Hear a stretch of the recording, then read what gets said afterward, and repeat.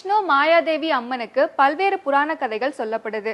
ஸ்ரீ விஷ்ணு மாயாதேவி அம்மன் இந்த பெயரே புராண காலத்துல இருந்தே இப்போ வரைக்கும் பயன்பாட்டில் இருக்கு. இவங்களுடைய கதையை பத்தி தெரிஞ்சுக்கலாம். கண்ணன் அவதரிச்ச கதை. கண்ணன் தேவகியோடைய 8வது மகனா பிறக்கிறாங்க.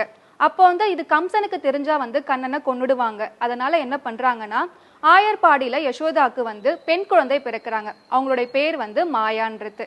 கண்ணனை யசோதையிடம் கொடுத்துடுறாங்க. அந்த மாயா என்ற பெண் குழந்தைய தேவகியிடம் கொடுத்துடுறாங்க.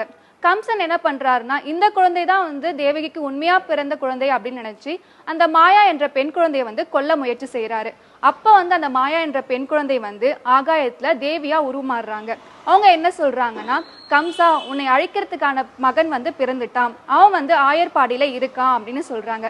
அது மட்டும் இல்லாம என்னுடைய பேர் மாயா, நான் தான் காளி, நான் தான் மாரி, அது மட்டும் இல்லாம என்னை வேண்டிக்கிறவங்களுக்கு நான் அருள் புரிவேன் அப்படின்னு சொல்லி மறைஞ்சு போறாங்க.